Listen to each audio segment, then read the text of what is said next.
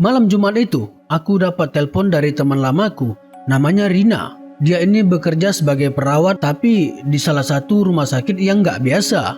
Dia bilang, kalian pernah dengar nggak cerita rumah sakit jiwa? Dulu rumah sakit ini sempat ditutup karena ada kejadian yang nggak bisa dijelaskan. Aku pun berpikir kayak, mungkin dia cuma bercanda. Tapi suaranya waktu itu gemetar. Dan malam itu juga dia minta aku datang ke sana untuk temanin dia. Dia beralasan, katanya aku nggak berani shift sendiri malam-malam. Cerita pada hari ini bukan hanya sekedar rumah sakit, bukan juga sekedar tentang orang sakit jiwa atau bisa dibilang pasien gila, tapi ada juga tentang suara yang terdengar dari ruang isolasi meskipun semua pasiennya udah mati. So, sebelum lanjut ke dalam ceritanya, tarik selimut kalian, nyamankan posisi kalian, dan jangan bersuara. Yo guys, buat yang baru mampir di channel ini, ada baiknya kalian klik subscribe karena secara analisis channel ini banyak yang menonton tapi nggak subscribe. Jadi tolong tinggalin subscribe kalian di bawah. Kita masuk ke awal pembuka cerita. Rumah sakit ini dia berdiri tepat di pinggir kota. Udah 7 tahun nggak pernah beroperasi. Tapi dalam beberapa ruangan itu masih dijaga karena ada penelitian dari pihak medis. Balik lagi ke cerita Rina tadi. Dia dikasih shift malam kali ini karena katanya di situ masih ada sampel pasien. Sampel ini yang bakal dipindahkan ke rumah sakit pusat. Dan aku datangnya jam 9 malam. Udara lembab, bau obat, dan debu yang bercampur aduk. Lampu lorong pun ini cuma nyala satu-satu, yang seolah lampu ini tuh hidup sendiri. Jadi kalian paham gak, di ruangan atau di lorong rumah sakit itu, jadi lampunya itu jarak, terus hidupnya itu satu persatu, kadang di sini, kadang di sana. Kayak ada yang mainin on off begitu. Masuklah ke dalam kejadian pertama. Setelah banyak kami ngobrol-ngobrol santai, sekarang kami duduknya tepat di ruang perawat. Dari habis maghrib sampai jam 9 itu semuanya normal. Dan tibalah saat jam 10 malam. Tiba-tiba aja ada suara yang kayak duk duk duk, kayak orang ngetok sesuatu.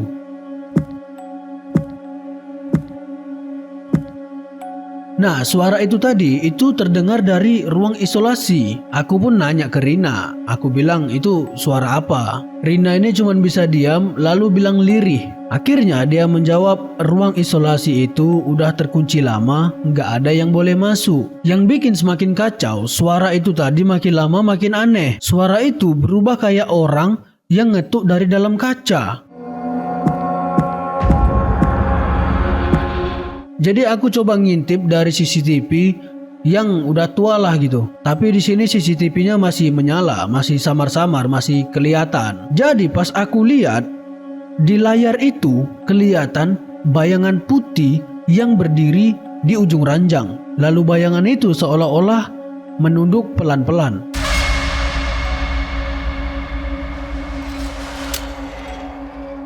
Tapi yang bikin merinding, seharusnya ruangan itu kosong. Seperti yang Rina bilang tadi, itu sudah bertahun-tahun dikunci dan gak ada yang boleh masuk. Harusnya ini jadi pertanyaan, siapa yang ada di dalam ruang isolasi? Tapi kalian dengar dulu cerita ini sampai habis, karena cerita ini bakal lanjut dan terus lanjut. Masuklah di kejadian kedua. Aku sama Rina memutuskan untuk ngecek langsung ke dalam ruangan. Jadi sebelum masuk ke ruangan, kami melewati lorong-lorong yang ada di rumah sakit. Lorong untuk ke ruang isolasi. Dan ini hawa dinginnya tuh aneh banget. Bukan dingin yang karena AC, tapi kayak ada hawa atau kayak ada sosok yang ngikutin kalian dari belakang.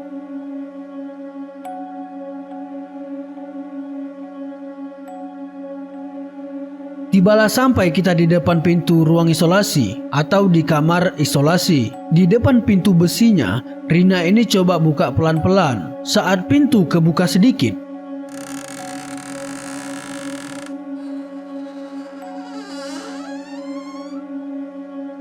langsung tercium bau busuk kayak aroma formalin yang udah basi. Atau bukan kayak aroma ya, udah kayak ya formalin basi aja gitu. Jadi waktu udah selesai ngebuka dan kita ngeliat di dalam itu cuma ada satu kasur pasien dengan tali pengikat. Pas kita ngelihat keadaan, kita ngelihat ke sekitar, kita ini baru sadar di kasur itu ada bekas tali ikatan dan ikatannya itu masih basah. Aku yang panik pun tiba-tiba mundur pelan. Lagi-lagi ada pengganggu, yaitu lampu yang suka kedap-kedip sendiri. Waktu aku refleks ngelihat ke pojokan, ada sesuatu yang geraknya itu cepat banget, tapi bukan berlari atau berdiri, melainkan merangkak.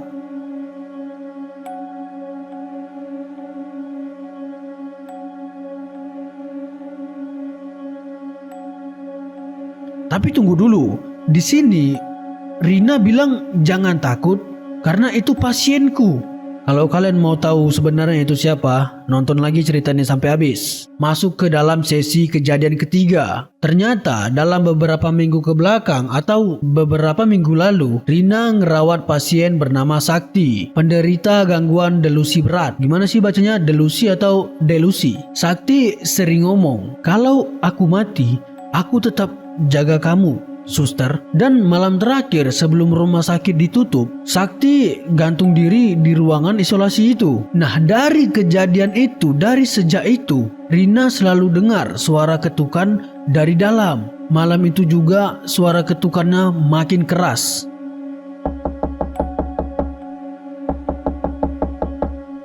Sampai-sampai lampu padam total. Dalam gelap, Rina berbisik ke aku, kalau dengar dia manggil namaku, jangan jawab. Tapi aku dengar jelas ada suara laki-laki serak banget.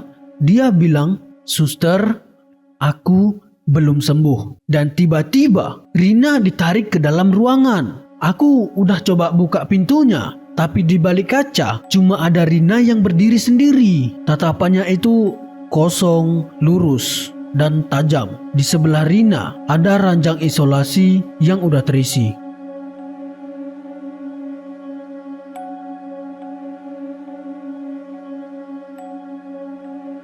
Tiga hari setelah kejadian itu, aku coba untuk pergi ke rumah sakit lagi. Pas udah sampai di depan rumah sakit itu, aku bertemu seorang satpam. Jadi aku nanya ke satpam itu, saya datang ke rumah sakit mau jumpa salah satu perawat. Lalu satpam itu pun bilang, hah, perawat? Di dalam mana ada perawat? Mas jangan mimpi deh, rumah sakit itu udah ditutup 2 tahun lalu. Aku yang gak percaya pun sontak kaget, dan aku coba untuk tunjukin foto Rina itu ke satpam. Dan kalau kalian mau tahu, satpam itu cuman geleng pelan-pelan. Satpam itu pun ngomong gini ke aku, suster Rina meninggal mas. Dia yang gantung diri di ruang isolasi waktu rumah sakit ditutup. Wow, coba kalian bayangin. Jadi, di waktu kemarin itu aku bersama Rina, atau ini sebenarnya nggak masuk di akal ya. Yang tadinya Rina nelpon buat nemenin dia, setelah 3 hari nggak kesana, pas waktu ngecek ternyata si Rina ini udah meninggal 2 tahun lalu. Yang jadi pertanyaan, waktu malam itu aku pergi dengan siapa dan itu apa? Suara duk-duk-duk itu atau suara kayak ketukan itu masih sering terdengar. Kadang cuman sekali seminggu, kadang tiap malam Jumat. Nggak sampai di situ, ternyata masih ada yang aneh lagi. Setelah aku shock, kaget, dan coba bercerita kepada satpam, satpam itu pun mengatakan kalau aku berhalusinasi tinggi. Setelah menerima kenyataan dan fakta kejadian itu, aku pun berangkat untuk pulang. Yang jadi anehnya, waktu aku ninggalin lokasi, masuk ke dalam mobil untuk pulang, pas aku nyetir ngeliat spion di mobil, ada sosok Rina yang berdiri di depan gerbang. Dia melambai-lambai, memakai seragam perawatnya, tapi kali ini udah penuh darah.